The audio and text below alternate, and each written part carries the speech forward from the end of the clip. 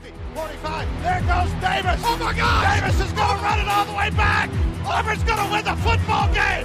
Auburn's going to win the football game. He ran the missed field goal back. He ran it back 109 yards. They're not going to keep him off the field tonight. Holy cow. Oh, my God. Auburn wins. Auburn has won the Iron Bowl. Auburn has won the Iron Bowl in the most unbelievable fashion you will ever see. Welcome in and good morning, everyone, to a brand new edition of the Dream Wager, episode 571. Today is Saturday, October 4th, 2025. Thank you for joining me this morning. Sorry about the conflict of scheduling. I had to be there. I got credentialed for BKFC this weekend in Newark, New Jersey. So went to the weigh-ins on Friday. Thursday was the press conference. I'll tell you this. I thought I was going to be starstruck. Usually I don't by athletes.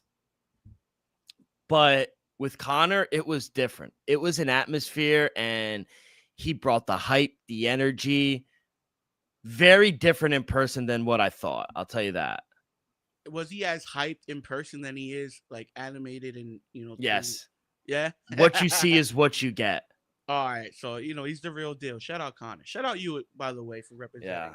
I appreciate that. Yeah, it was a good time. The weigh-ins was all right. Didn't expect it to be what it was. I'll say that.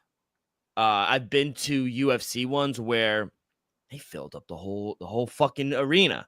This one was a little more personal and smaller, but still good. Remember a friend of the show, Mike Trezano? Yeah, legend. He's fighting on the card, on the undercard. He was signing autographs. I like yeah. Shout out Mike, man. Yeah, Mike is on the thing. I ran into him and I don't think he remembered, but I was like, oh, I was like, you were on our podcast a while ago. He goes, oh, okay, and kept it pushing. But yeah. I got a one-on-one with Mike Perry, legend. He was really cool, bro. Down to earth, chill guy. He's starting his own vodka brand or tequila brand, and that should be taken off. It's called Platinum. Obviously, he's Platinum, Mike Perry. So it should be really fun, man. It's a really good. King of Violence is the main event, and they also have the Queen of Violence. Yo, these girls hate each other, bro. Good. Yo, yeah, exactly. It was funny. It's not business. It's personal.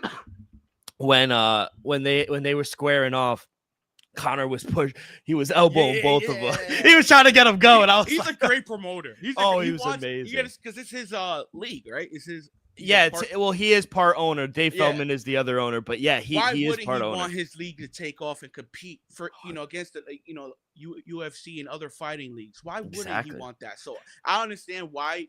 Some people are like, why is he pushing his own fighters? Because he wants the most out of them. He wants the best out of them. It was great. He goes, he was thanking all the sponsors, all the fighters, and then he goes, I also want to thank Montclair PD department. He goes, you guys.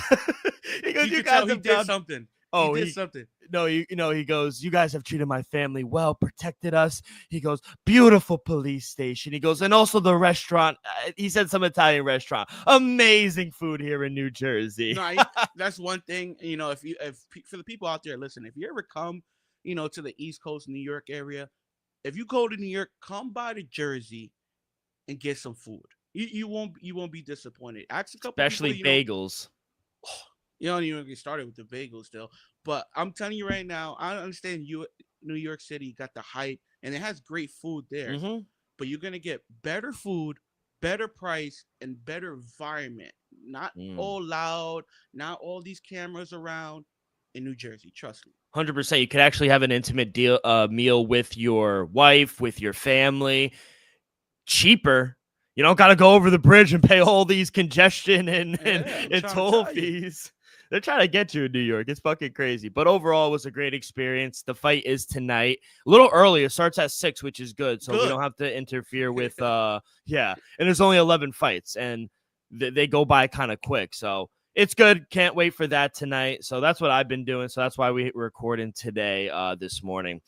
But, kid, let's get to it. We got a great episode. We'll recap Thursday Night Football. What about your 49ers? Great call on that. I mean, down everyone. Ricky Pearsall, Juwan Jennings, Brock Purdy, Bosa, I mean, and for Mac Jones to go out there with one knee, you saw how big that knee brace was, and for him to go out there, no turnovers, 1 sack, throw for over 340 yards. Shout out Kendrick Bourne. I picked him up in one of my leagues. He went crazy. But Christian McCaffrey had a great game, and what a masterclass by Kyle Shanahan. I don't want to hear Ryan Clark or all these people online saying we'd be having a different conversation if Kyle Shanahan was able to actually pick Mac Jones and not Trey Lance. I'm not trying to hear that, because when Brock Purdy comes back, he will be the quarterback. Mac Jones has proven himself, and I'll say this. I said it in our group chat. He's earning himself a lot of money here, 3-0 as a starter.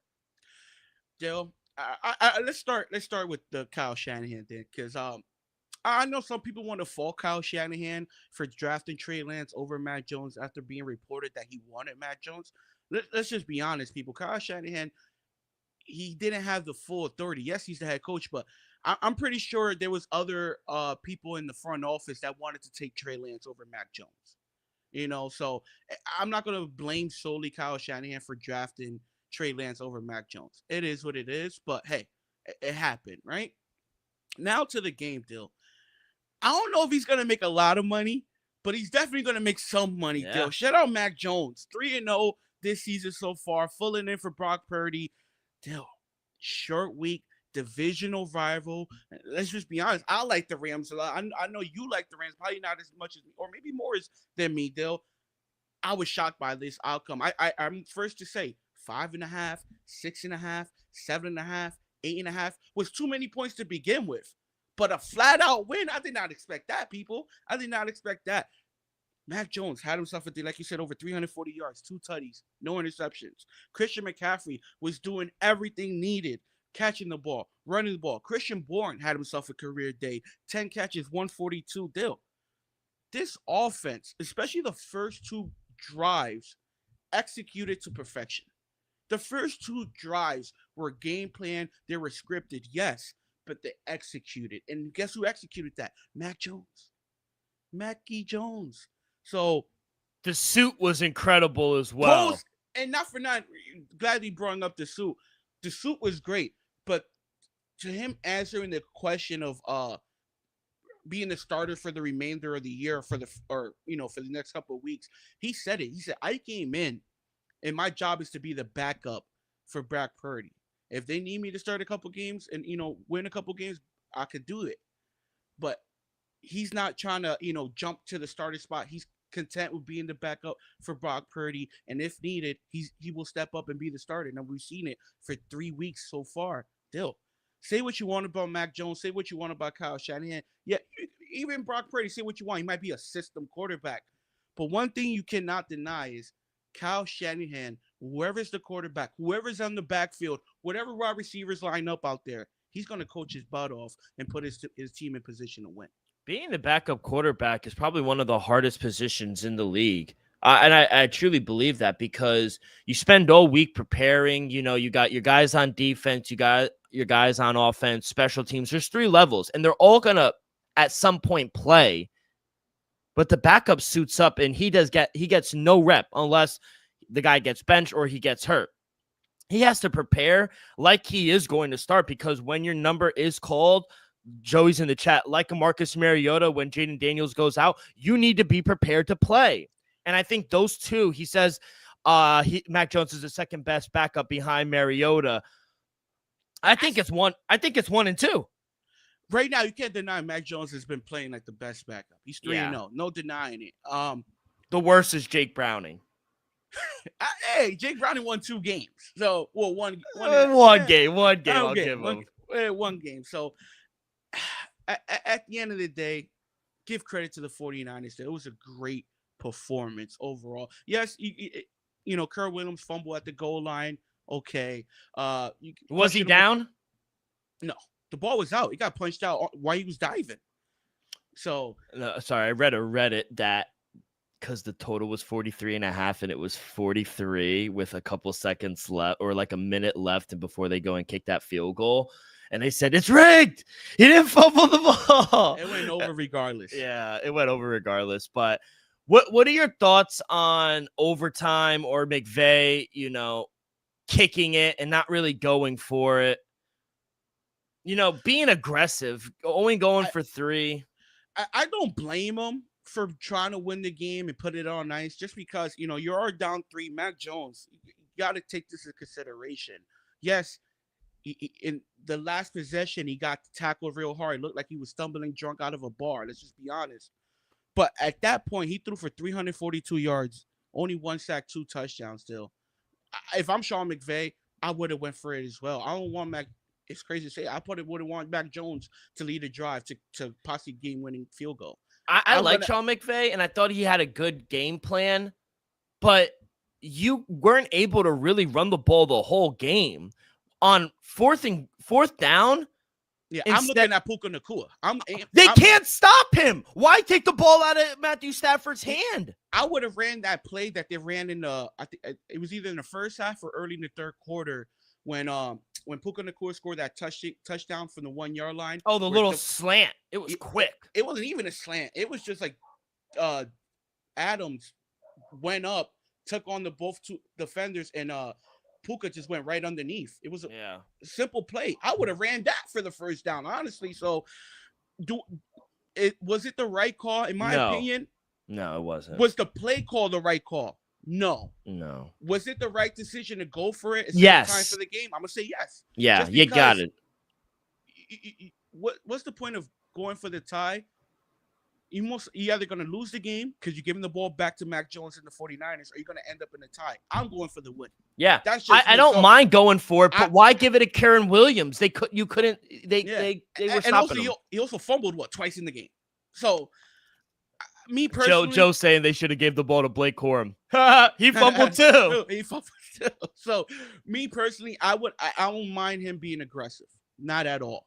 It's just could have been a better play. Could have been a better play call. Absolutely. So, shout out Sean McVay. Shout out the Rams. To me, they played well. Great comeback in the second half, but in the first half, especially like I said, those first 2 possessions, still, Kyle Shanahan executed and game plan those first 2 drives to perfection. I thought he called a perfect game. If I'm being honest, not just the first quarter or first few drives. I thought he called a perfect game. If I'm being honest, he called himself a game though. And think about it, it was all backups. And this is one point that I honestly didn't take into consideration before the game, Dill.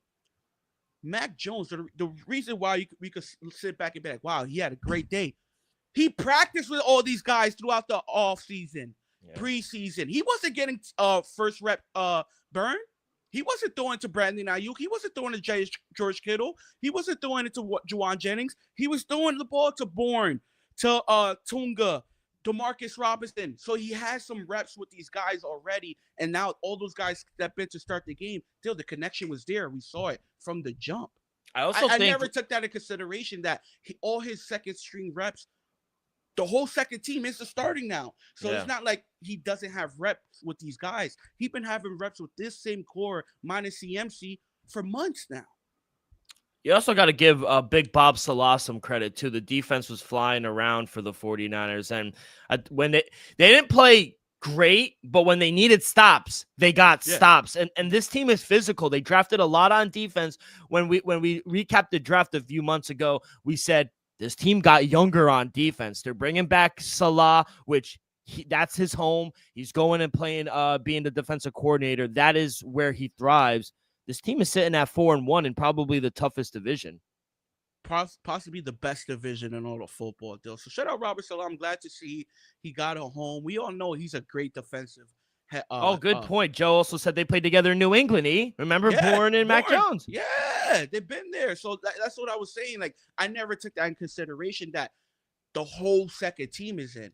Mac Jones and the second team been practicing since late July. He wasn't practicing with the first team. He was practicing with the second team. And we saw it. Like I said, the first 2 drives executed to perfection. Yeah.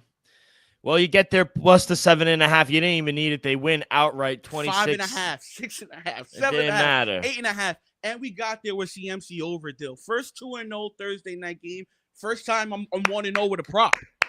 Good job. Swept the board. I love it. About time. I didn't get there with obviously the Rams -7. We get there with Puka Nacua though. Anytime touchdown, he cashed at plus 105. So 1-1. I'll take it. I did like some other props. Shared verse was non-existent. He didn't get the sack. And then I took Matthew Stafford to throw an interception, and there were some times where he almost did. He almost did, but he threw for over 303 tutties. So Matthew Stafford had himself a day, but it's not sad to say, but he was outplayed by Mac Jones. It's not sad to say, honestly. It's not sad. That's what I said. It's not sad to say, but I'm shocked to say he was outplayed by Mac Jones. Yeah, so it was crazy, but glad you. Hey, 2-0, 2-0, bit. We haven't seen that in a while. But hey, it's been a rough start. Like I said, as soon as October hits, we taking off. We're taking off. I'm like a NASA rocket, Dill. I'm like a NASA rocket towards the green. I love it. You see the green shirt? Well, for the money. I'm not wearing green. I got some green. I got Florida Gator green, but that's about it. And we might be fading the Gators today, Dill. I don't want to jump too ahead, but we might be fading them. We might be fading them. Wow, good matchup. All right, kid. Before we get to, we got a lot. We're over in London again in Europe. So before we do that, quick word from our sponsor. We're brought to you each and every episode by Viva Tequila Seltzer, the most refreshing hard seltzer on the market, hands down. It is no wonder why Viva was voted #1 hard seltzer in the world by San Francisco World Spirit Competition. With only 88 calories, 0 carbs, 0 sugar, and a light 4.5 ABV. Viva is the perfect drink for your post-game celebration, as it was created with that active lifestyle in mind. We flavor tequila seltzer because flavor is the spice of life, and we like our drinks with just a kick, just like how we like our lives, whether it's Huckleberry playing around a golf with the boys or an elderberry watching NFL football. It doesn't matter. Our favorites pair perfectly with that Artisanal Blanco tequila for that subtle and refreshing drink. I believe here at the Dream Wager and at Viva is to live long, live well, and live it up.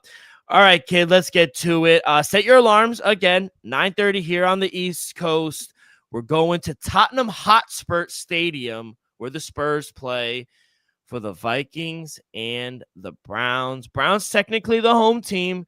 They are dogs against Minnesota, who their bodies are used to it already. -3.5. There's no time change from Dublin to England. -3.5 for the Vikings, -188 on the money line, +158 for the Brownies. Low total 35.5. I'll let you lead it off, kid. What do you got?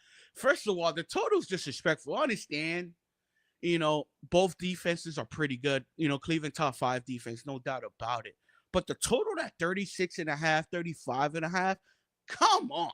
If I'm over there, I was like, I want a more entertaining game than that. So just off principle, Dill, overseas game, expect some fireworks. I gotta lean with the over. I might go with the over. I expect more than 36.5 combined points. Let's just be honest, people. Can it go under? Absolutely. But I expect a little bit of a firework. Dill, we saw last week Carson Wentz didn't look good. Got blown out. Cleveland, we saw him beat a pretty good Packers team. Then we saw Joe Flacco get benched last week. Now with Dylan Gabriel moving forward, does Dylan Gabriel give Cleveland some hope? I think he does, Dill. I like the Vikings. I'm just not a huge believer of Carson Wentz. Even if J.J. McCarthy was there, I haven't liked what I've seen from him thus far, besides the fourth quarter in Chicago. Very impressive. Dill, give me the 4.5 with the Cleveland Browns. I see 3.5s out there. I take the 3.5. I think it could be a nip and tuck game. Like I said, I expect Dylan Gabriel to be a little conservative, but I expect him to move the ball a little better than Joe Flacco. I expect him to probably make some moves with his legs, maybe some RPOs, options with him. So I expect the Browns offense to look a little different and the ball to move a little easier. So give me the Cleveland Browns plus 4.5, though. Back-to-back road spots here for both teams. Minnesota, they might be looking towards their bye next week, whereas the Browns, they have to play. Minnesota's O-line totally banged up, and we're gonna see the debut of Dylan Gabriel, Elvis. And what a time to be a starting rookie. Going back to 1999, Browns rookie quarterbacks making their debut. Do you know what their record is? Is definitely bad. Since 1999? 1999. All right, so 25 years. 25. I'm gonna say 9-16. 0-16 straight up. They're averaging 14 points per game. Not having one win is fucking crazy. I'm not the biggest trend guy, but that's awful. I think this is an awful spot for the Browns traveling wise, and I'm just going to fade Dillon Gabriel here against this Minnesota team. And Brian Flores is great against rookie quarterbacks. They're also missing Cedric Tillman as well, one of their best wide receivers. He's also out. And did you hear Brian Flores' comment during the week? Nah, I didn't. What he said? He said, I can't wait to see Dillon Gabriel. He kind of reminds me of Tua, the lefty. Do you remember? Tua had to go to therapy because he hated Brian Flores. Brian Flores hated Tua. That's one of the worst compliments I've ever heard in my life. He's getting in the mind game early of Dillon Gabriel. This is an awful spot. I'm taking Minnesota here. Give me the I'll lay the 3.5 here with Minnesota. Let's go to the States. Talking about injury teams, man. The Baltimore Ravens. Whew, everybody is injured. They're at home at the bank taking on the Houston Texans. Texans laying 1.5, minus 126 on the money line, plus 108 for the Ravens. Total is at 40.5. The look ahead to this game, the Ravens were 9.5-point favorites. All the injuries, Lamar being out, dropped all the way down. And now Houston is the favorite, which I think makes sense at this point. But how are you going to play this game, kid? I'm gonna be honest. This is a tough one, just because first time seeing Cooper Rush in the purple and black. That's gonna be interesting. Derrick Henry's still there. Besides Lamar, the offense is still together. But what were we concerned about so far this season from the Ravens? Still, it's not their offense; it's the defense. So now you're gonna take out that firepower from the offensive side with Lamar, and the defense is still as injured as it could be. I understand why the Texans are favored, and they should be favored. They're more healthier, but that's the only reason they should be favored, because they're the healthier team. It pains me to say that. It doesn't pain me, Dill. Give me the Houston Texans. The Ravens will be 1-4. I have love for the Ravens, Dill. I got them to win the Super Bowl, but with all the injuries on the defensive side, now you're gonna take out arguably the greatest weapon in football in Lamar Jackson, Mr. Dual Threat. I just don't see how this offense is going to stack up against that good defense. Houston's defense has shown up in every game this season, though. It's just their offense has been struggling. And not for nothing, do I expect CJ Stroud to outplay Cooper Rush? Yeah. Give me the Texans. I hate to say this. Give me the Texans on the money line, though. Yeah, Lamar being out definitely hurts. He might be out a few weeks now with that hamstring injury. Hamstring injury is nothing to laugh about. If I'm the Baltimore Ravens, let's just say hypothetically. Sorry to cut you off, Bill. Let's just say they drop this game. No rush on Lamar. No rush. I don't know how anyone could take this Ravens team right now. This team is decimated with injuries, all on the defensive side, which is the worst side. Marlon Humphreys is out. Roquan Smith is out. Metabuke is out for the year. The defense is a major problem. Is Kyle Van Noy still hurt? He didn't play last game. He might be on the injury list too. Honestly, this Texas offense is a mess as well. I don't really like backing them either. They played the Titans last week. I'm not going to take a lot away from that, but I do think CJ Stroud is better than Cooper Rush. I just don't see how the Ravens defense stays in this game. And without Lamar, banged up offensive line, Stanley is hurt again, their left tackle, the blind side. I don't feel great about it. I like the Texans here. I just took them straight up on the money line. Did you take them straight up too? Yeah, minus 125. Yeah, I had to. I wanted to go with the Ravens still. I was sitting back. There's no way the Ravens go 1-4. And then, like I said, I literally thought about everything I just explained. You compare both defenses. Houston's defense is better and healthier at the moment. Way better. Yeah. You compare the quarterbacks. You compare the wide receiver room. Besides the running back room, Dill, the Texans are winning 4 out of 5. All right. Let's go to the next game, and we will head down to the Bayou. The New Orleans Saints are hosting Jackson Dart and the New York Giants. Saints favorite, huh? Huh? Minus 120 on the money line, plus 102 for the G-Men. Total is 41.5. Kid, Jackson Dart he's undefeated. Why is he the underdog? What do you got? This might be dog of the week potential, Dale. Give me the G-Men.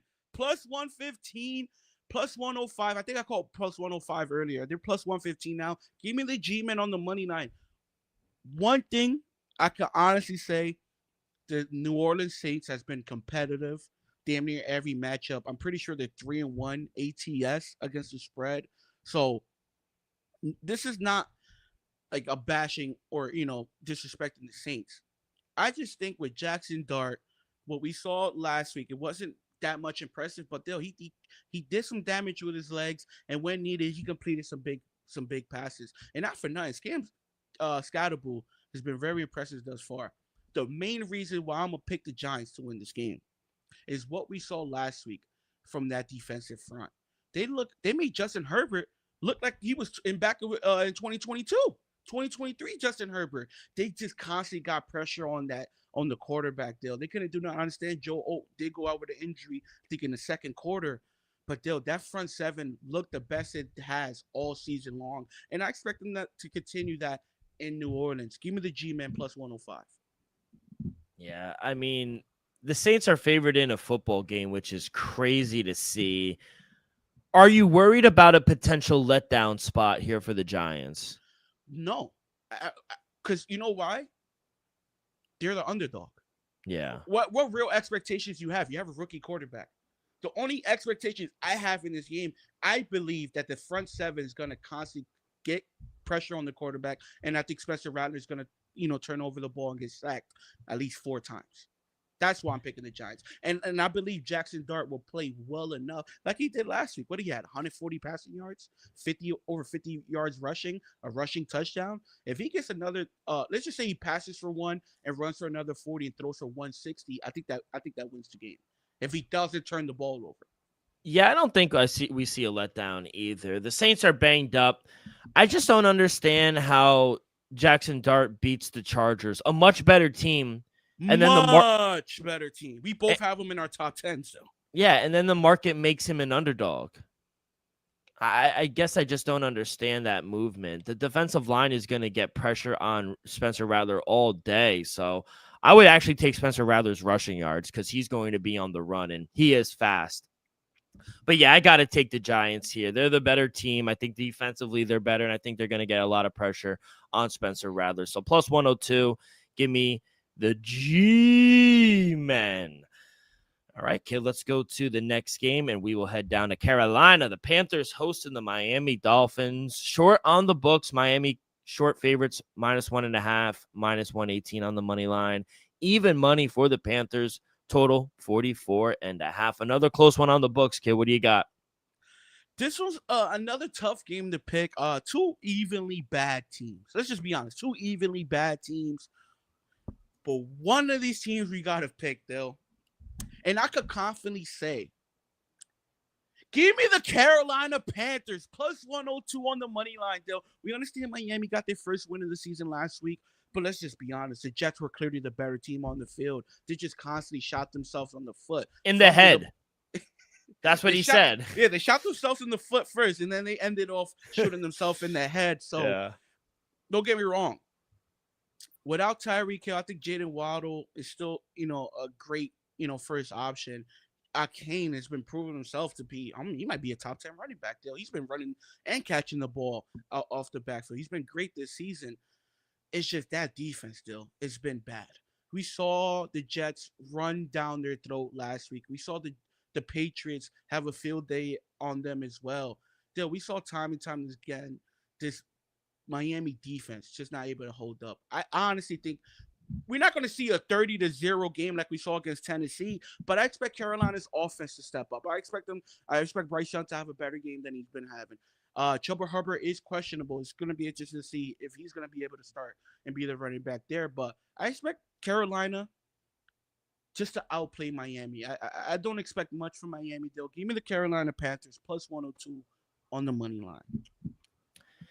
Yeah, should be a very interesting game. Both teams aren't good. I'll say that. Dolphins lose Tyreek Hill, which I do think really hurts. But when was the only time the Panthers showed up this season? At home. There you go, Dale. It's ugly, but I'm on the Panthers here as well. I think the Panthers can have success versus this Dolphins defense on a short week, non-conference road spot. Tua feeling himself after that win. That's when you want to fade him.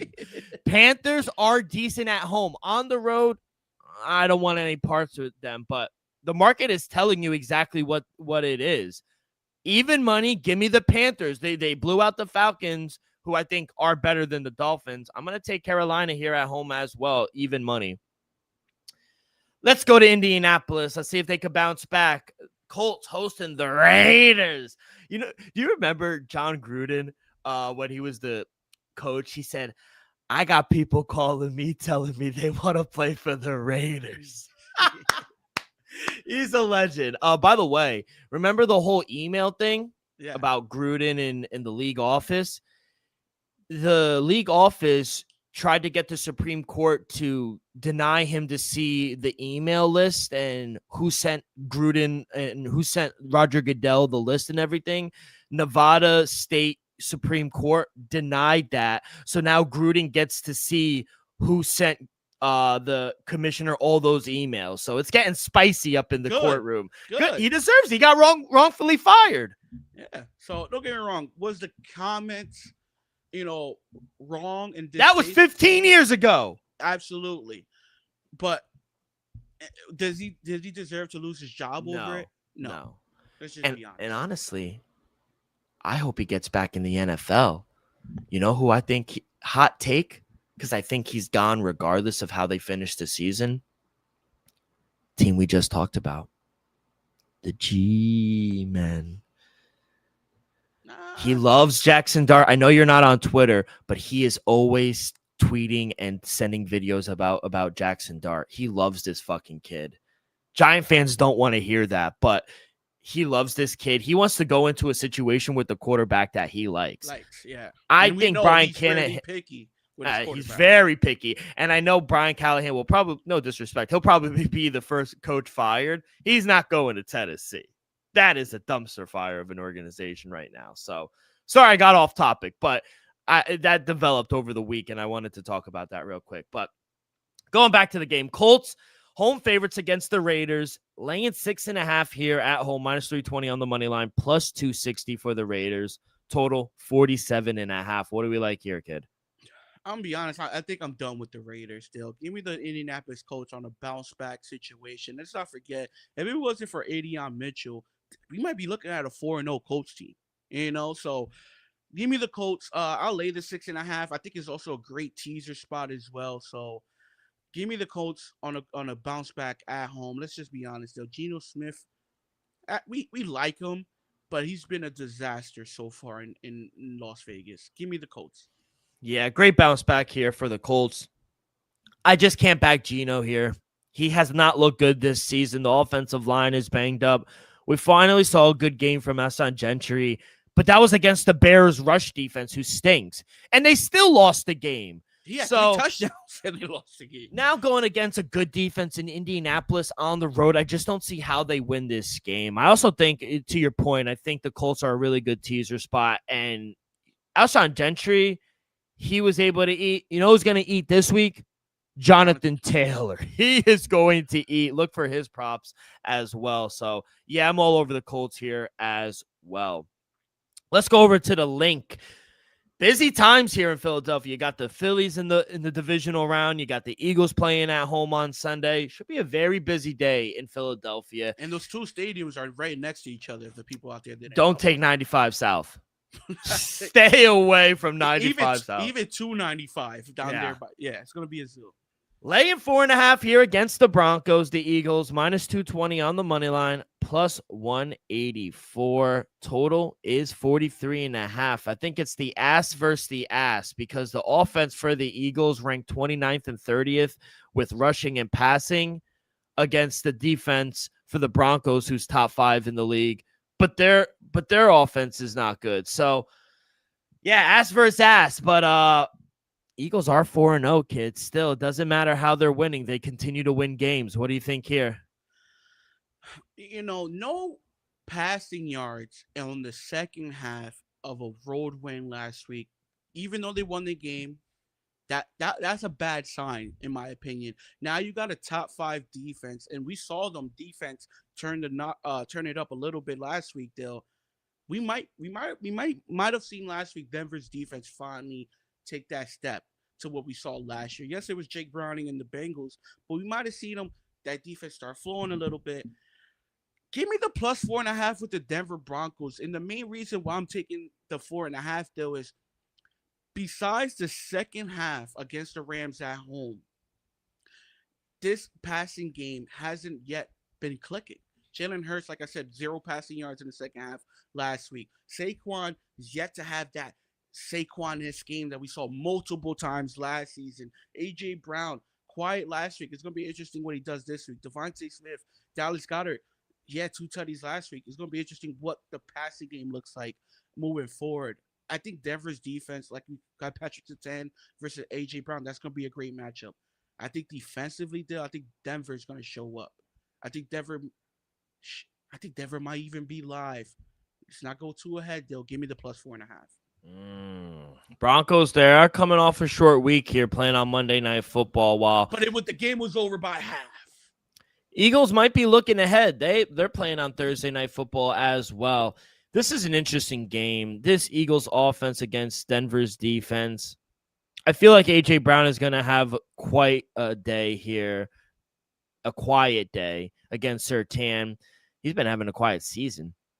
And then this Eagles defense has shown out. They've been good this season. I think this could be a tough spot here for the Broncos and this offense.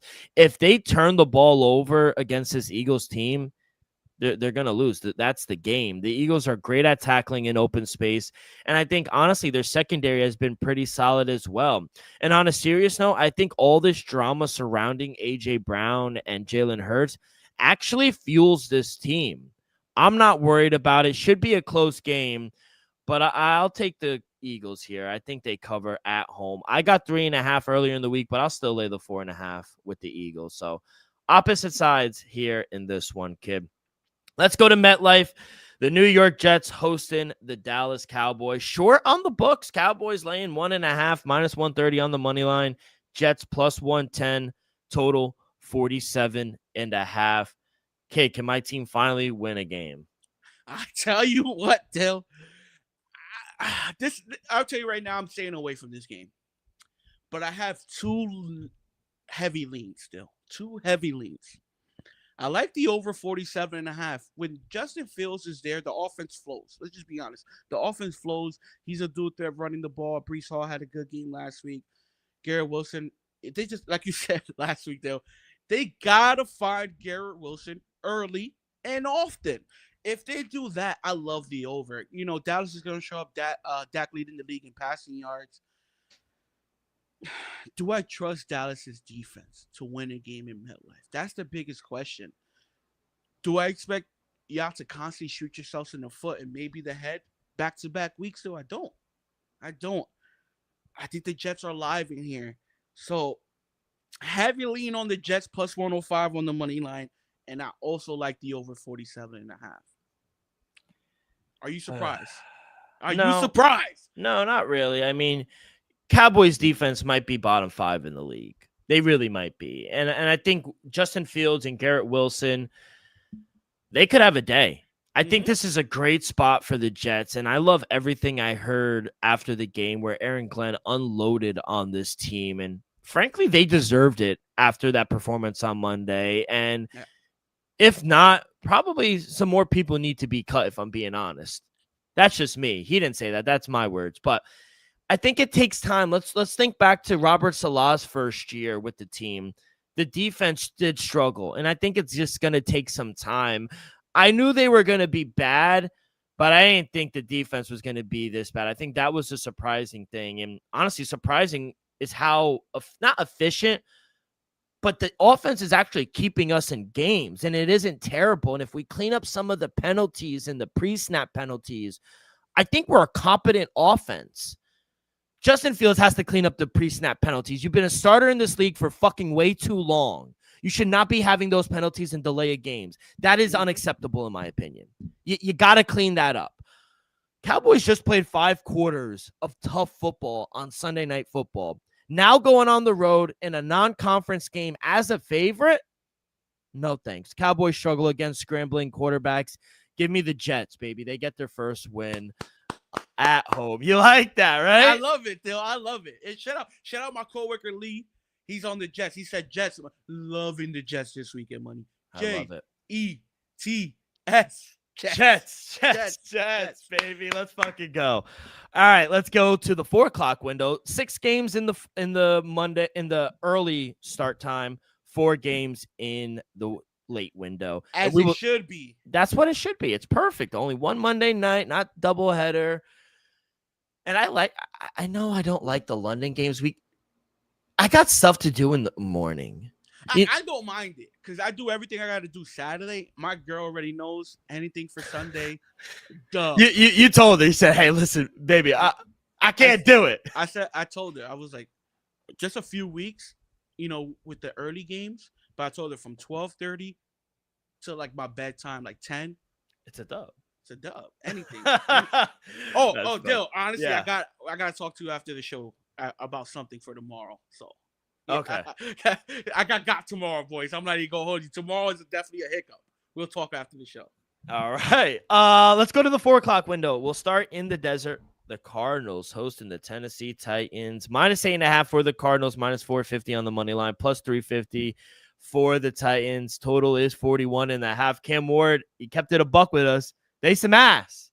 They ass still. You gotta respect that. It's first year head coach, rookie quarterback. Was horrible last year. Had the first overall pick last year. Looking like you might have the first overall pick again. Let's just be honest, though. Tennessee's a bad team. They're a bad team. Looking like Tony Pollard won't be a go either. So I think that's going to hurt them as well. Is Arizona good enough to lay 7.5? 8.5. To my opinion, absolutely not. I think it's a great teaser spot for the Arizona Cardinals. Don't get me wrong. I wouldn't be surprised one bit if Arizona win this game. Let's just say 24-13. They should win this game by double digits. I just don't believe they can. So I think the best thing to do with Arizona is put them in a teaser or just stay away. Titans. Back-to-back road spot for them. Cardinals coming off that extra rest for Thursday night football against Seattle. I love the Cardinals here. And some people could be wondering how the Cardinals are laying such a big number. It's because they're playing the worst team in the league. This is a great spot for the Cardinals. Bounce back spot for the offense. I think Kyler Murray is going to eat. His defense is going to feast on Cam Ward. Brian Callahan literally fired himself, and they got worse. They put up 0 points after him not calling the plays. How do you fire yourself and still get worse? That's tough. I don't know what the next move could be for this Titans team. The offensive line stinks. Calvin Ridley can't catch the ball. They have no run game. Every team gets right after playing the Titans. This is a get-right spot for the Cardinals. I'll lay the 8.5 here with Arizona. Let's go to Seattle. We'll keep it out west. Seattle laying 3.5 here at home, -194 on the money line. Tampa Bay Bucks +162. Total 44.5. What are we doing here with Sammy D? Sammy D has been very impressive so far. This Seahawks team overall has been very impressive to start the season. I'll be honest. I didn't expect them to be 3-1 right now. Tampa Bay Bucks, they're good, but they're dealing with some injuries on both sides of the ball, Dill. No Mike Evans, no Bucky Irving. I think it's a tough task to ask Baker Mayfield and the Buccaneers to go into the 12th man of Seattle and to walk out of a victor with the injuries they're dealing with. If I have to do it, I will lay the 3.5 with the Seattle Seahawks. I don't want to, Dill. If Bucky Irving was there, I probably would have took the points because we saw how impactful he was last week. Over 100 yards receiving. another good day on the ground. It's just no Bucky, no Mike, and I expect them. Let's not forget, Seattle got those cornerbacks still. I expect them to give rookie out of Ohio State, Emeka, a tougher day. He's been dominating so far first month of the season. I expect them to give him some fits tomorrow, Dill. I think Seattle's the right side here. Give me Seattle. I agree with everything but one thing. I think this is a breakout home reunion for Emeka Ibuka. He is from Washington. He's going home. His whole family's going to be there. They got him a booth, I heard, for his family. So I think he's going to ball out. Seattle might be really good, kid. I'm still on the fence with them, but I think their defense is really good. Offense is coming along too. They have the extra rest coming into this game from Thursday Night Football, and the Bucs are still so injured. You mentioned it.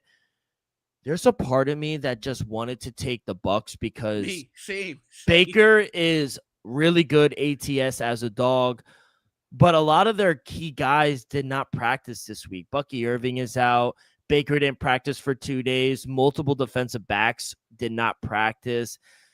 And I just feel like they poured everything out into that Eagle game last week. And now they have to travel across the country and play Seattle. I just don't know how much this team can overcome so much. So, yeah, I got to be on Seattle here. In the market, you always want to lay the 3.5 instead of taking the 3.5. I'm going to lay it here with Seattle. I do think they're the right side as well. Let's stay out west. The Chargers hosting the Washington Redskins. Chargers laying 2.5 here at home, minus 154 on the money line, plus 130 for the Redskins, total 47.5. Welcome back, Jaden Daniels, but probably no Terry McLaurin here. What do we like? Yeah, no scary Terry, but it's glad to see Jaden Daniels is back and returning. Give me the Chargers, minus 2.5 there. I think it's a good bounce back from them. Getting I'm not going to say embarrassed, but tough loss. Tough loss to the Giants last week at MetLife against a rookie quarterback making his debut. Now you got Jaden Daniels traveling across the country, first game back from a knee injury. And let's just be honest, Dill, Atlanta walked all over that defense last week. And I expect Justin Herbert to do similar things, if not better things, against that defense. So I think it's a tough spot for Washington. Don't get me wrong, I like them, and I think they'll be just fine. But right now, their defense, something is missing. I don't know what it is. I just maybe it's going to take a couple more weeks just to get clicking and really get rolling. But I think after the tough loss last week, I think Harbaugh is going to have some boys going. And let's not forget, Justin Herbert played his worst game of the season last week. I expect to bounce back from him as well. Give me the Chargers minus 2.5, minus 125. Yeah, Washington is on a back-to-back road spot here. Jaden Daniels is back, which is good to see, but losing Terry McLaurin, who he's never really seemed right this season, that hurts. And I'm always going to back to Chargers and Jim Harbaugh off a loss. Jim Harbaugh, guess his record coming off a loss. Oh, just NFL, right? Yeah. All right, cool. That would be crazy, Michigan. Yeah. I'm gonna say 21-4. 12-4 ATS coming off a loss. Oh, I was off by the wins. You were off by the wins, but you got the losses correct. I just saw what Michael Penix did to this team last week, and I think Justin Herbert could have the same success here. Don't know if they'll be able to run the ball, but they should be able to throw against them. Tough travel spot here for Washington. I got to take the Chargers here at home. I think this is a good bounce back spot as well. So, yeah, I'm on the Chargers here. Let's go to Cincinnati. We'll go to the Midwest. Or what is Cincinnati the Midwest? Yeah, Ohio. It's like the Rust Belt, but they're not East Coast. No, they're not. Yeah, I'll give them the Midwest. Whatever. I want to talk to someone from Cincinnati, see what they say. But we're going to Cincinnati. The Bengals hosting the Detroit Lions. This is another team that's pitiful. Lions laying 10.5 here on the road, minus 590 on the money line. Bengals plus 440, total 48.5. Tell me why we're laying 10.5. We saw Jake Browning and this Bengals offense struggle. When I say struggled, they were going nowhere fast against Denver's defense. Constant quarterback pressure. Jamar Chase, only 25 yards. T. Higgins, I think, only had 37 yards. Chase Brown couldn't go nowhere. I think he only had 40 rushing yards. I tell you what, it was hard to back this Cincinnati team right now, even with 10.5 points, after we saw for these past 3 weeks, though, Lions offense exploding. I think they're averaging 30 plus points a game these last 3 weeks. So I'm going to stay away. Don't get me wrong, I lean the plus 10.5. Just because I expect them to at least do something, Dill. I don't expect another 3-point outing from the Cincinnati offense. I don't expect Jamar Chase to have 25 yards once again back-to-back weeks. So I expect this offense to at least wake up a little bit. Yeah. But let's just say the defense let up 35 plus points. Detroit's going to cover. So I'm going to just stay away. But I do lean the plus 10.5. Oh, that's a terrible bet. Terrible bet. Bengals on a short week. And I've said it for 2 weeks now. I'm staying away. I ain't betting it. Bengals team has quit. This might be lock potential. Bengals are terrible. I don't care that they're home. This is when the Lions thrive against bad teams. I think they run it up on them. We saw what Denver was able to do with their run game with just one running back. Now they're going against the best duo in Montgomery and Jahmyr Gibbs. I don't even think they need to pass the ball. I truly don't. They're just going to keep pounding the rock. Chase Brown stinks. The O-line stinks. Defense is a mess. Another team I'm fading all year. Titans and the Bengals. I'll lay the 10.5. It might be my lock of the week. Let's go to Sunday Night Football, where your New England Patriots are on the road to Orchard Park to take on the Buffalo Bills. Bills laying 8.5 here at home, minus 405 on the money line, plus 320 for the Patriots. Total 49.5. Prime time, Drake May. What do you got, kid? Dill, we saw Drake May so far this season play pretty damn well. Would you even accept that? You would even agree? You would agree on that. Drake May has been playing very well, right? Yeah, his numbers are good. His numbers are great. Defensively, Christian Gonzalez is back. I think our defense is finally starting to click just a little bit. Not as good as I expect them to be. I'll be the first one to say that. We've seen Buffalo, Dill, besides I think week 1. Haven't covered. Didn't look that impressive against the Saints. Didn't cover against Miami. Miami was in the game somewhat majority of the game as well. This is the best team they played in the past 3 weeks, Dill.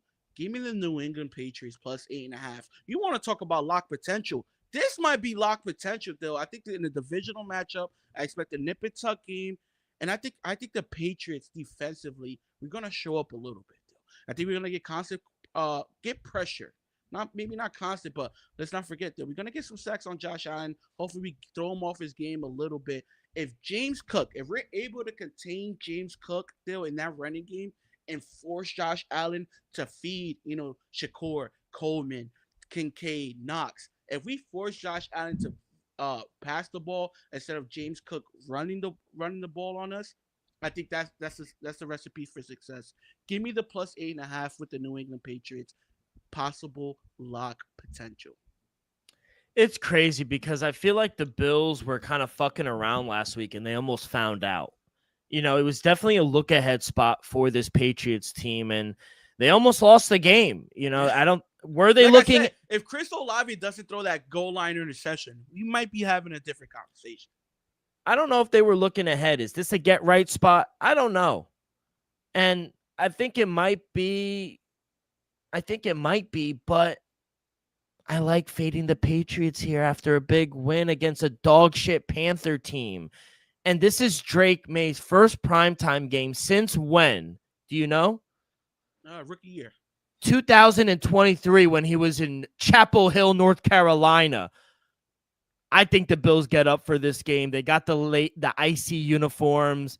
I'm going to lay it here with the Bills. I think they get up for this game. And you mentioned Christian Gonzalez. Who's he really going to take away? They really don't have a passing attack. They don't have like that big number one where he's like, all right, Christian Gonzalez is really going to take him away. It's more of a running game for Josh Allen and James Cook. If we're able to slow down that running game, they'll watch out. I'll lay it. Give me the Bills here at home, minus 8.5. Dill, that's a terrible bet. All right. Well, I can't wait to come back on Monday. I'll bet you personally on that. I'll take that personally. on the side. That's Time for lock, dog. They couldn't cover against Miami or the Saints. Like I said, it was a look at. I'm just explaining to you as a look ahead spot. They want to beat up on the Patriots. They don't care about the Saints. They won. That's all. Time for lock, dog, tease, and prop of the week. We will start with the lock. What do you got, kid? Give me the plus 8.5 with the New England Patriots. Like I said, Dill, lock potential. 8.5 points is too many points in this scenario, Dill. Like I said, couldn't cover against Miami at home. Couldn't cover against the Saints at home. We're better than those teams, Dill, by a mile. I think Drake May is finally hitting his stride offensively. I think defensively we're getting a little better. Like I said, Christian Gonzalez coming back. And like you said, we don't really got a number one receiver to worry about. I think we're going to gear up on the running game. Force Josh Allen to pass the ball on us. And let's see if he has a successful day. Give me the plus 8.5 with the Patriots. All right. I'm going to stay in the 4 o'clock window, and I will lay the 8.5 here as my lock against the Titans. Give me the Cardinals. Yo, Cardinals as a lock. That's I go respect. Yo, respect. It's Brian Callahan. No, he I has agree. 3 wins. He's terrible. This team is garbage. They can't catch the ball. The offensive line stinks. Every team gets right against this against this Titans team. 100%. Cardinals are a lock. I was very close to locking up the Lions as well. And I like the Eagles as well as a lock, but I'll go with 1. I'll take the Cardinals here as my lock minus 8.5. What is your dog? My dog, it was tough because I have 2 dogs still realistically. Which one I'm more confident in? That's the answer. Well, that's the question. I'm going to give you the answer. Give me the Panthers plus 102 on the money line. They might not be a dog tomorrow, people, but they're a dog today. Give me the Carolina Panthers. Give me Bryce Young in that offense plus 102 on the money line. For my dog, I am going to stay home at MetLife and take the Jets. They get their first win against a bottom 5 defense after playing 5 tough quarters, Sunday Night Football, all the emotion. They're jersey swapping Dak and Minka Parsons. Justin Fields is going to have a fucking day against them. Garrett Wilson, they will find him the ball. Please, boys, I just want 1 win. If they don't win this week, they might not win a game. But I think this is a good spot for the Jets, baby. Let's take the Jets here, plus 110 as my dog. Jets. I love it. I love it. Dog of the week. I hope you're right. Fuck that. What is your prop? My prop. Not prop, teaser, excuse me. Oh, teaser. 3-way teaser plus back 140. to 3-way. I had to go back to 3-way. The Packers did me in last week, though. I thought that was a lock. I know they did. I thought that was a lock. 3-way 6-point teaser, though. I think you will like this one. I think you would. You probably will bet it yourself. Give me Arizona Cardinals down to minus 1.5, right? Give me the Patriots, who already got a lock at plus 8.5, up to 14.5. Though we're not losing by 2 touchdowns. Let's be real. And then give me the Colts down to minus 1. 3-way 6-point teaser. Colts down to minus 1. They're gonna beat the Raiders. Come on now. Patriots to 14.5. Divisional matchup. Night game. Come on now. And then Arizona. There's no doubt Arizona going to take care of business against the worst team in football in the Tennessee Titans. That's my 3-way 6-point teaser plus 140. I really wanted to take Monday Night Football as a teaser because, I love my Jaguars. But, hey, I got 3. That's a great number to get to plus 9.5. Yeah, plus 9.5. You can. No. We'll stick it for Sunday. I'm going to take the Colts down to a -0.5. I like that. I really wanted to take the Jets and the Giants. That's ugly, though. That's ugly. That's an ugly teaser. Jets at 8.5 is good. I like the Jets at plus 8.5. I almost did the Jets instead of the Patriots. Not for nothing. I'm going to do the Cardinals down to 2.5. And I will do... Fuck it. I think they're going to win anyway. Give me the Buffalo Bills down to -2.5. So... Colts down to a half. Not that confident on that 8.5. No, I'm too confident. I still ate it. Two separate bets. I would have put it somewhere else. You see, you're trying. It's my games. You're trying to get. No, you're contradicting yourself. No, I'm not. I like it 8.5, but I still. But you put them in a teaser. Yeah, a little worried. You're a little worried. No, I like you know. That. No, I like you know what? I love that. I'm gonna change now. Give me the Colts down to a half. Cardinals down to -2.5, and the Lions down to 4.5. I don't need the. I like that one more. I don't need the 2.5 here with the fucking Buffalo Bills. They're gonna Yes, beat you you by. do. They're gonna beat you by double digits. You'd be lucky to win by a field goal, though. Oh my god! All right, let's go to your prop. Let me give you a correct score: 27-24. Wow. 27-24. New England loses. I ain't say that. No, I'm saying that. I ain't say that. Okay, but you didn't say who won. I'm telling you the final score. You're not confident. Take the Patriots. You're not confident in your team now.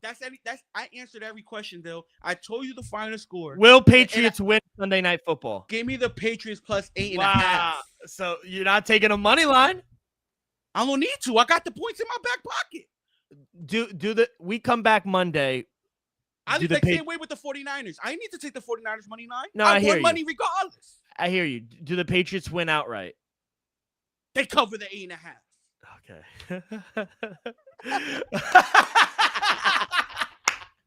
I love it. All right, kid, before we get to our prop of the week, it is presented by Props.Cash, the best way to research your player props. Elvis and I have been using Props.Cash for 2 years now, and it's helped us find an edge in several player prop market. On the web or in Props.Cash app, you'll get quick visual data on player trends, matchup history, and recent performance across every major sport. Clean, reliable stats that make it easier to spot value. Plans start at just $19.99 a month, and right now you can get 25% off your first month with code DREAM25. That is DREAM, DREAM 25.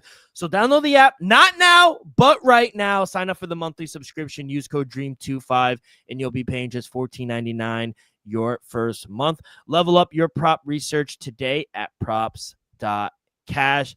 Elvis, I will let you lead it off. What is your prop of the week? Before I get to the prop of the week, I want to give you a heavy lean, Dill. Oh. Almost prop of the week, Luke McCaffrey, over 19.5 receiving yards. Mariota's really unlocked him. Yeah, and let's not forget, he was there last year, hit him. Jaden Daniels had a pretty good connection without scary return. McLaurin, I think Luke might be the second option on the wide receiver depth. So I think him over 19.5 receiving yards is a great number. I like that a lot. Now let's go to my prop of the week. Dill, we saw this man go over this number last week coming off the bench. Give me Rachaad White over 24.5 receiving yards. Let's not forget, they're dealing with some injuries on the outside. I think they'll be down, so I think they're going to have to throw the ball on this Seattle defense still. And like I said, I expect them to double down on the rookie out of Ohio State. I think Rachaad White, he went over this number last week. Bucky Orvin had 100 receiving yards himself last week as well. Give me Rachaad White over 24.5 receiving yards. I think he gets at least 5 balls. I think he goes to at least 30 to 40. Oh, I like it. All right. For me, I'm going to go with the Jets, baby. I'm all in. Chips all in on the table this week. Give me Justin Fields. Anytime touchdown as well. Love that. He gets in the end zone. The market has adjusted. It went from 2-1. Now it's down to plus 120, plus 125. So they've adjusted. Give me Justin Fields' longest rush, 14.5 over. That's low. Low. You saw the scramble last week. He had 43 yards with that touchdown. He's gone over this in all 3 games that he started. The 27 yards against Buffalo, 15 against Pittsburgh, and then the game he obviously was out for. But every game he started for, he's gone over this number. And mind you, against Buffalo, he got hurt in the first quarter and still went over. Exactly. So Dallas, bad team. They're bad against scrambling quarterbacks. I think he'll have a good game on the ground. Yeah. So give me longest rush for Justin Fields over 14.5 yards. I was also almost going to go with Spencer Rattler's rushing yards, which I'm probably going to bet it, but I like that against the Giants defense. You know, they're going to get pressure. So yeah, I like that as well. Kid, anything else? No, that's it. Honestly, I'm kind of upset. No, I'm not upset. But I'm back. I'm with you with the Jets still, and you kind of disrespecting my Patriots. I don't like that. I'm not disrespecting. I'm not disrespecting. You just said they're gonna lose by double digits. I'm over here saying G-E. You don't even give my team no praise now. I've bet your Patriots multiple times this season. And you lost. Says all you need to know. That's all you need to know. Exactly. So when you bet against them, what they do. That's all you need to know. Kid, let's go to college. You know, right? Let's go to college. Some really good football games. You mentioned. Yeah. I even got some action today, Dale. I can't wait till we get off. I'm gonna make some bets. I got three-way teasers, all plus 170. I love it. We'll start with the earlier slate. Iowa State and Cincinnati, close on the books. I think Iowa State wins outright, but I'll tease them up to 7.5. Kansas State and Baylor, I'll take Kansas State. I'll tease them up to plus 12.5. And then Diego Pavia, he's been in college for, I think, 8-9 years now, this fucking kid.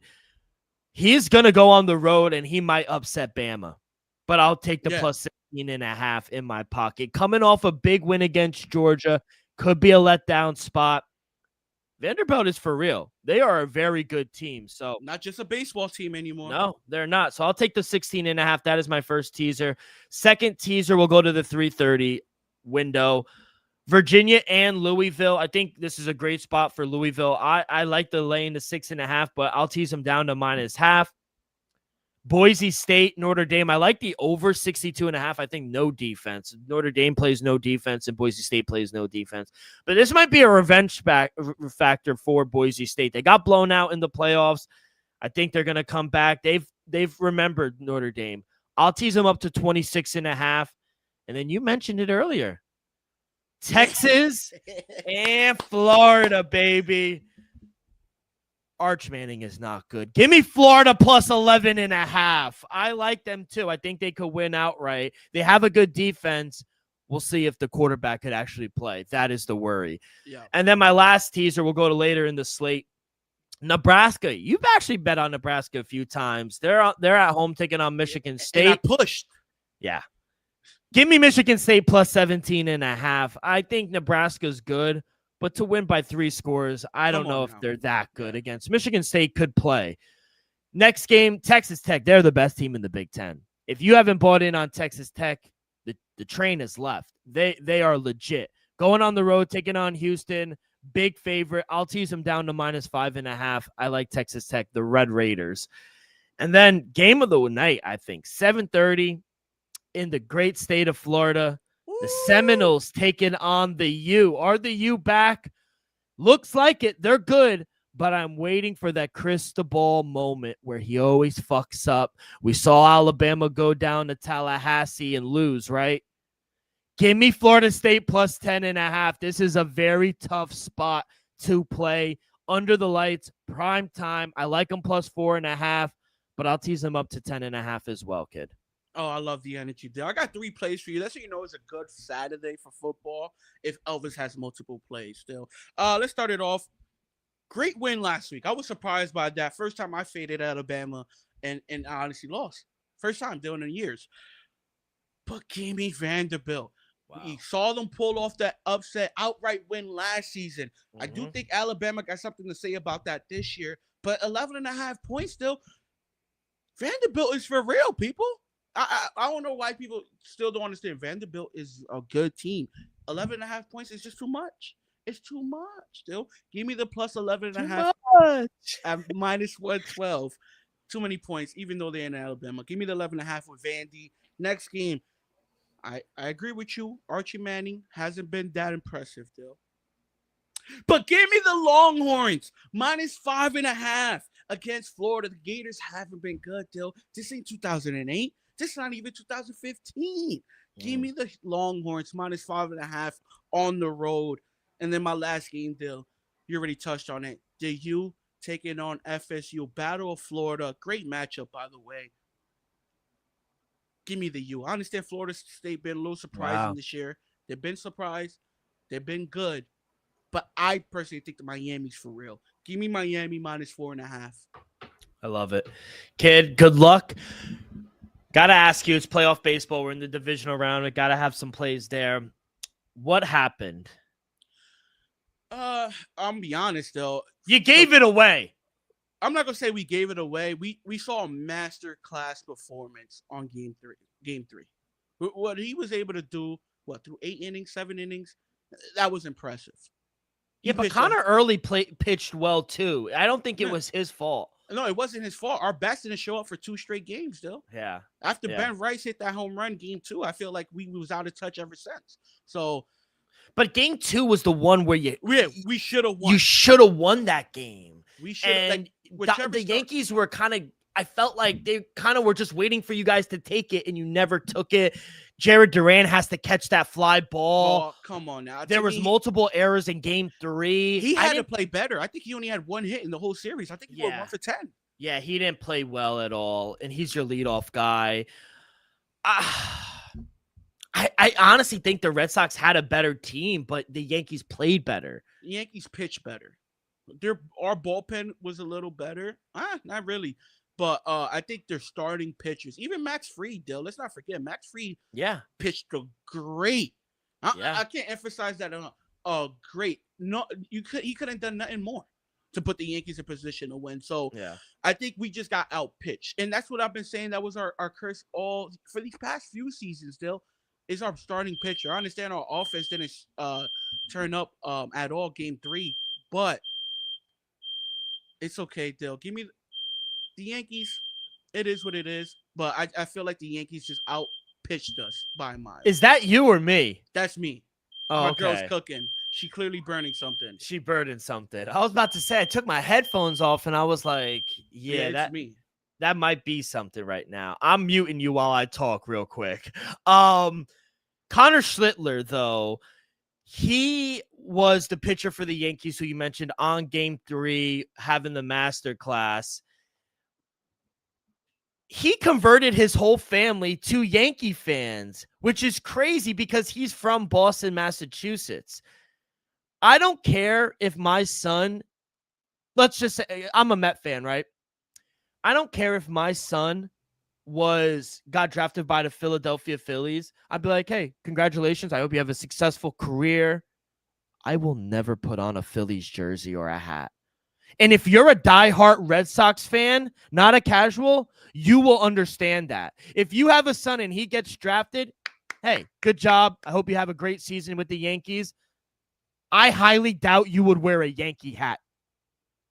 No, but I will wear his jersey. I won't wear a Yankee hat. I will wear his jersey. It's my son. I know. I can't do it. I'm not wearing a hat.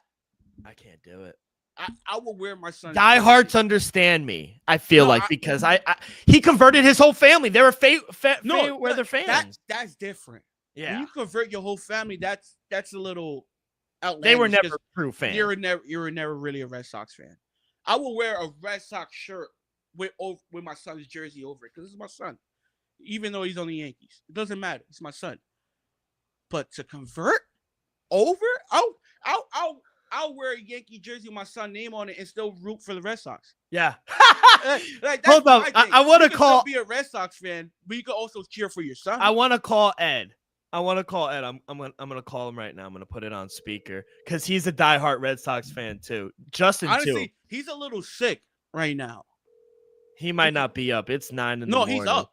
He's up. That's what I said. He's a little sick, so I'm not sure if he's in the mood to talk. I think he's coming down with like a little cold or something. Everyone's getting not sick. For 9 people. If you don't know, in the East Coast, the other morning, it was 50 degrees. Mind you, at 2:00 it was 78. That's not good.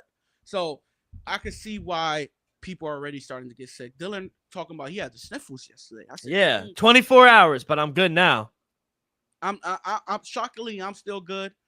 But I know days like this is coming, though, when it's really cold in the morning, cold at night, but around 2 p.m. it's still hot. Yeah, it's crazy, the weather. It's bipolar. But all right, kid, divisional round.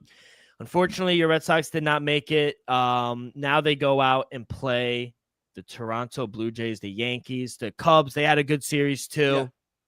They beat the Padres. Iffy call in the 9th inning, but it is what it is. They go out and play the Brewers. Dodgers, oh my God. They honestly, a little side note, spinning it to a positive. Maybe it was the best thing the Mets didn't make the playoffs. They would have got smoked by the Dodgers. Yeah. Now they go out and play the Phillies. That should be a very good. And then the Mariners go and play the Tigers. We'll see if any of the teams that had buys come off a little slow. But, Kid, any plays here for Saturday? Should be a really good slate of baseball as well. Yeah, give me Toronto Blue Jays minus 125 on the money line. I think they take care of business game one. Don't get me wrong, Dale. As a Red Sox fan, I'm telling you, I think the Yankees might be live in this series.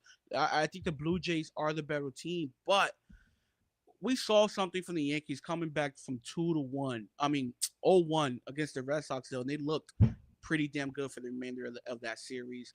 I expect Toronto to take care of business in game one, but after that, I think the Yankees going to have something to say. I do like Toronto, but like I said, I think the Yankees are live. For game two, Brewers, Cubs.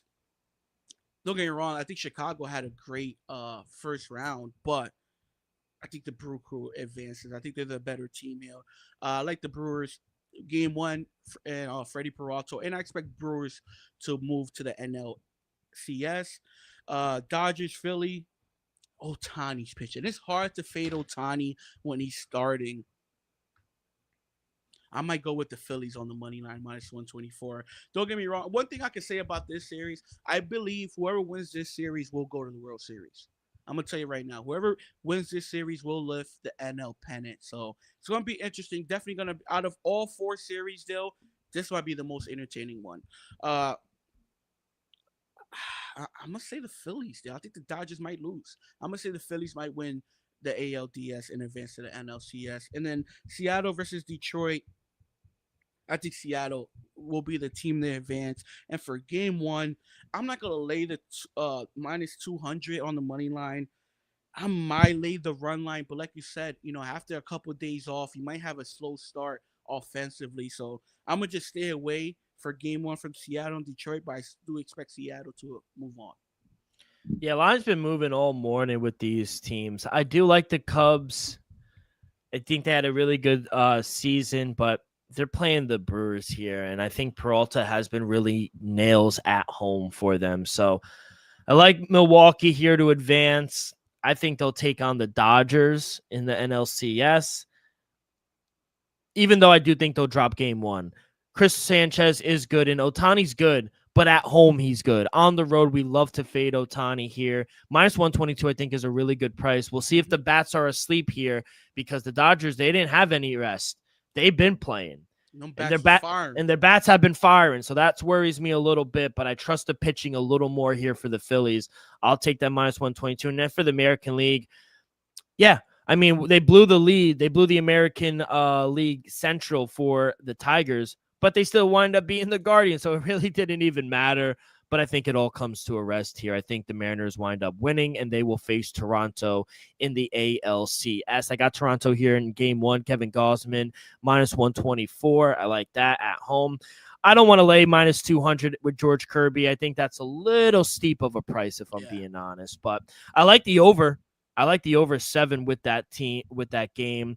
I think the total's kind of low, actually, for all these games. I know we've been having a lot of low-scoring games, but I think 7 is a little low. So, yeah, I like the over, if anything. Kid, any big plans this weekend? Car? I might go to the car, though. Like I said, I gotta tell you something after the pod. I gotta do something tomorrow, but small chance, not 100%. Small chance I might work on the car today, but maybe next week. If not next week, and the car will be moved and really start going. Yeah, I love it. All right, well, I got a busy day. Gonna watch some baseball and college football, and then tonight I will be at BKFC at the Rock, Brick City, Newark, New Jersey. If you're in the building, come say hi. I'll be covering that for AKP. We'll recap all that next week on the show. I'll be back. I'll talk about it. So should be a really good weekend. Should be a great Sunday of sports. Remember, set your alarms. We got the London game at 9:30, but enjoy the games. Good luck on all your bets, and we will see you guys next week. Peace.